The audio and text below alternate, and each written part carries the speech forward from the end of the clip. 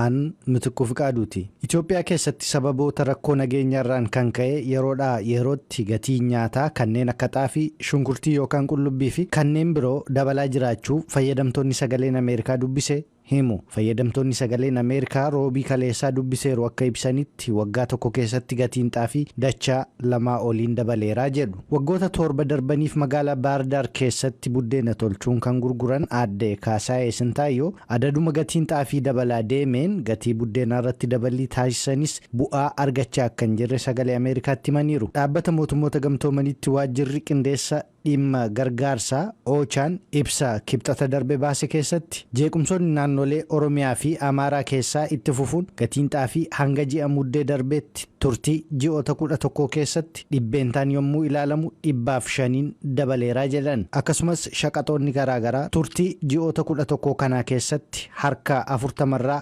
hanga 400tti daballii agarsiisaniirus jedheera jechuun Baardaarraa Aastar Misgaanaawutu gabaase. Abbaan taayitaa tajaajila immigireeshinii Itoophiyaa turtii ji'oottan 6 darban keessatti paaspoortii 600 fi 40,000 olii maxxansee raabsuu isaa ibsee jira. Lammiiwwan biyya alaa seeraan alaa Itoophiyaa keessa jiraachaa turanis biyyaa baasuun akka jalqabamu ibseera. Oduun kunis kunuutu bal'inaan. Daayiriktarri abbaa taayitaa tajaajila immigireeshinii Itoophiyaa Salaamaawit Daawit har'a ibsa kennaniin dhaabbanni isaanii turtii ji'oota 6 darban keessatti paaspoortiiwwan 640 maxxansiise tajaajilamtootaaf raabseeraa jedhan. Kana hordofees amma gaaffiin kuufama paaspoortii nurra hin jiru kan jedhan gaaffii haaraan kanneen tajaajila paaspoortii barbaadanii ji'oota 2 keessatti ni keessummeeffamas jedhaniiru. Rakkoon hojimaata kenniinsa tajaajila paaspoortii Itoophiyaa keessa turuu kan ibsan daayirikteritti turtii waggaa tokkoof walakkaaf tajaajilli kennamaa waan hin turreef namoonni 350 paaspoortii akka eeggatan taasifameeru amma furmaata argateeras jedhaniiru. Dhaabbatichi guyyaatti paaspoortiiwwan 2,000 maxxansiisuurraa gara 10,000tti akka guddatu taasifamuu himanii yeroo amma guyyaatti namoonni 7,000 tajaajila paaspoortii barbaadus jedhaniiru. Salaamaawit Daawit daayiriktarri abbaa taayitaa tajaajila immigireeshinii Itoophiyaa imaltoota buufata xiyyaaraa idil addunyaa boolee irratti waraqaawwan imalaa ilaalchisuu rakkoowwan isaanirra ga'aniif komii kaasaniif sirreeffamni akka taasifamu himanii lammiileen biyya alaa kanneen waraqaa eeyyama jireenyaa osoo hin qabaatinii fi kanneen waliin dhahan biyya keessaa akka baafaman taasifamuu dabalatee tarkaanfiin irratti fudhatameera jedhaniiru jechuun Finfinneerraa Gabra Mikaa'el Gabra Madiintu gabaase. Miseensa mana maree bakka bu'oota uummataa mootummaa Itoophiyaa kan turan obbo Kiristaan Taaddalee rakkina nageenyaa naannoo Amaaraa keessatti mudateen walqabatee erga hidhamanii ji'a 6 booda ji'a 7 booda mirgi himatamuu irraa bilisa ta'uu isaanii kamisa har'aa irraa haqamuun isaa beekameera.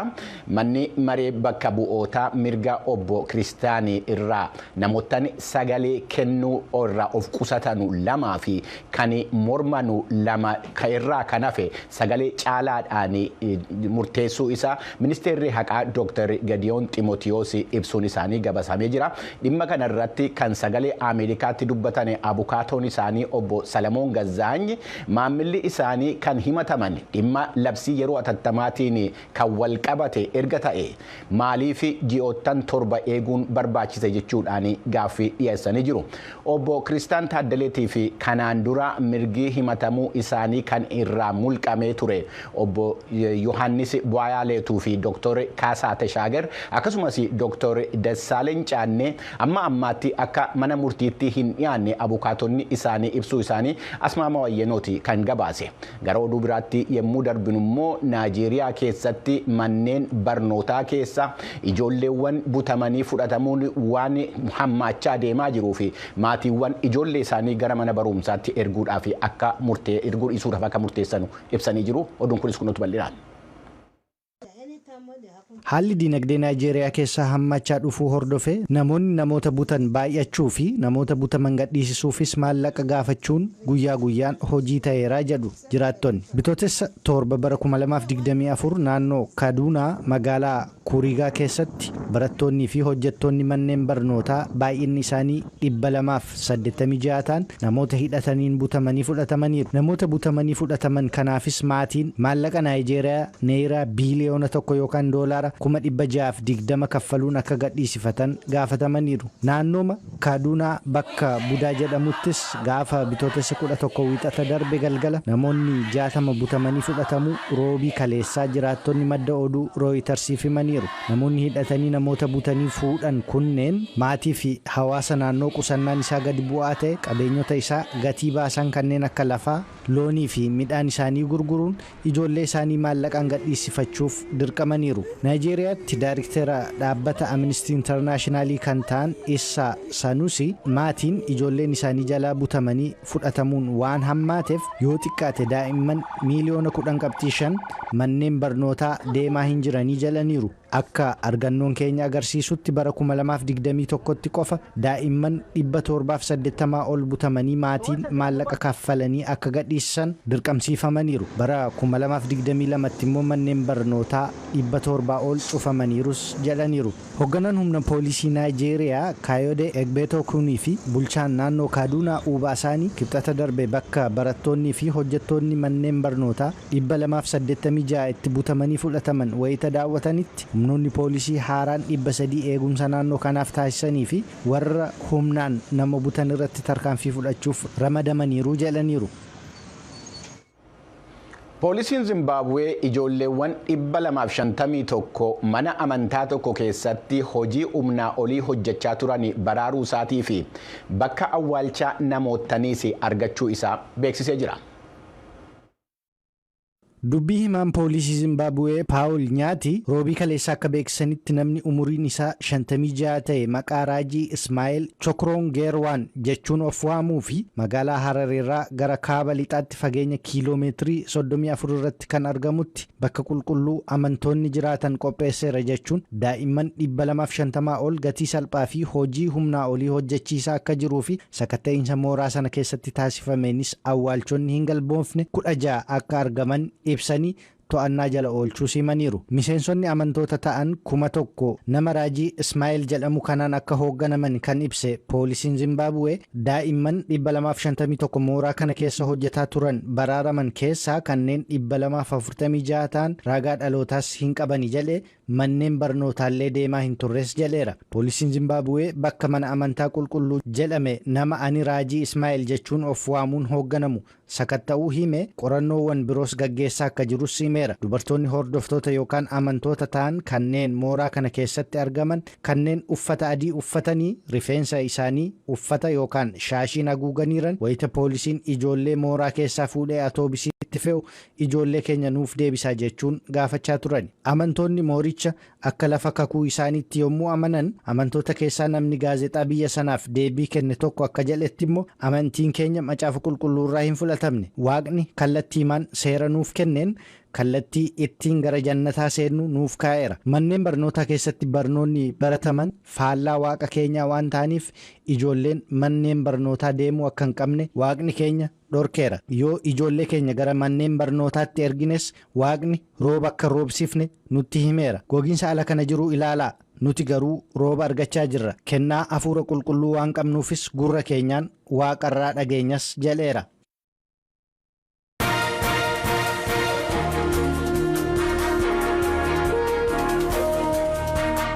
Ayyee amma immoo gara gabaasa biraatti darbina. Naannoo Amaaraa godina addaa saba Oromoo aanaa Jillee Dhummuugaatii fi aanaa Arxummaa Fuursii keessatti hidhattoonni faannoo haleellaa raawwataniin lubbuun namootaa darbeera jechuudhaan jiraattonni sagalee Ameerikaatti himanii jiru. Gama biraatiin naannoo Amaaraa godina Shawaa Kaabaa gandoota aanaa Efraataa Gidimii fi Qaweet keessatti argamanu keessatti hidhattoonni godina addaa saba Oromoo irraa gara Jillee Dhummuugaa irraa gara sitti ce'anii namoota ajjeesuu isaanii ibsanii jiru. Tsahaay Daamxoo gabaasa dabalataa qabdi.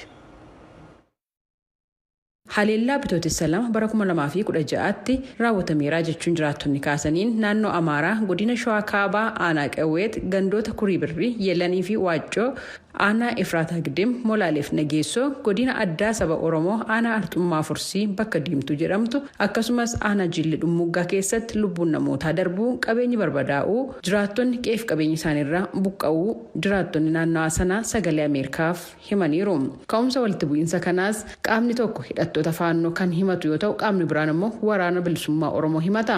Naannoo Amaaraa godina addaa saba Oromoo aanaa Jillee Dhummuggaa fi aanaa Arxummaa Fursii keessatti walitti bu'iinsa uumameen lubbuun namootaa darbuu fi miidhaan qaama qaqqabu jiraattonni aanolee kanneenii himanii jiru.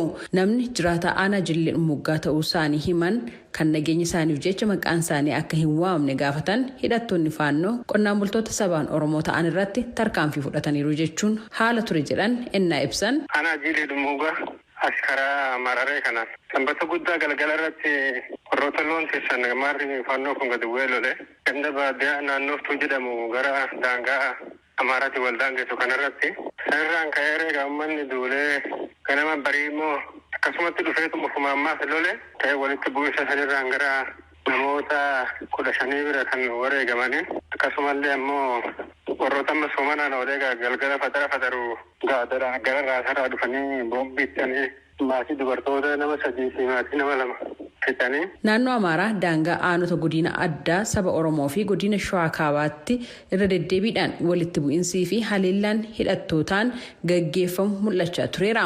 Gama biraatiin ammoo naannoo Amaaraa godina Shawaa Kaabaa aanaa Qawweet jiraataa naannawaa Kurii Birrii ta'uu isaanii kan himan nageenya isaaniif jecha maqaan isaanii akka hin waamne kan gaafatan hidhattoota aanaa Jillee Dhummuggaarraa dhufaniin qonnaan bultoota irratti haleellaan raawwatameera jechuun haala ture ibsaniiru. ችግሩ የተፈጠረው በጎረቤት ሀገር ሞላሌ ይባላል። ኦሮሞ ከብት በቆሎ ሰብል ላይ እናበላለን ብለው እዛ አማሮች rakkoon kan uumame aanaa ollaa Molaalee jedhamutti Oromoonni horii fidanii boqqollootti naqanii ni nyaachisnaa jedhan. Warri Amaaraa ammoo hin nyaachistan jechuun walitti bu'iinsi eegalameera. Guyyaa dilbataa sa'aatii 10 irratti dhukaasni dhukaa bule manneen gubataniiru nutis aanaa olitti baqannee bulle. Dhukaasni gamlachuun ture. Namoota hedduu jalaa horiin fudhatameera. Namni nagaan qonnaan bulaan tokko horii koo hin fudhattan jedhee yeroo dhorku kan rasaasaan rukutan du'eera. Qabeenyi saamameera. Manaa fi qabeenya keenya dhiisnee baqanneerra. Lolli gaggeeffamaa ture hidhattoota faannoo fi qonnaan bultoota Oromoo gidduutti jechuun kan ibsan ammoo jiraataa aanaa Arxummaa Fursii ta'uu isaanii kan himan nageenya koofan sodaadha maqaa koo hin waaminaa nama jedhanidha. nama humna hidhataa faannootii fi qotee bulaa Oromooti. Hawaasa Oromoo raayyaa nama lamatti waraana bilisummaa Oromoo waan jedhamu wankiin gonkumaan jiru wanti akkuma mandurtiin jedhee gala daangaa Affaarii fi gala daangaa Oromoota Affaar kan ta'an hedduu fagoodha wanti kun. Ilman jiru kun qotee bulaa Oromootii fi humna faannooti kan waan bilisummaa jiru. Lolli tibbanaa kan yeroo kaanirra miidhaa geessiseera jechuun kan ibsan jiraataa godina Shawaa Kaabaa aanaa Efraataa Gidim ta'uu isaanii kan himan akkana jedhu. በየትናንትናው ወረራ ኃይለኛ ነው። ከምንም በላይ ከመቼውም የትናንትናው በጣም ከባድ ነው። Lolli kun kan yeroo kamiirrayyuu ulfaataadha. Meeshaalee garaagaraatiin lolu. Mana hedduutu gubatee qabeenya hedduunis saamame. Baay'ee ulfaataadha. Aanaadhuma Efraataa Gidim naannoo Nageessoo akka jiraatan kan himan namni maqaan isaanii akka hin waamne gaafatan walitti bu'iinsi kun gandoota ollaattis babal'ateera. Lubbuu namaas galaafateera jedhan. ከኛ አካባቢ ተነገሶ አንድ ሞቷል።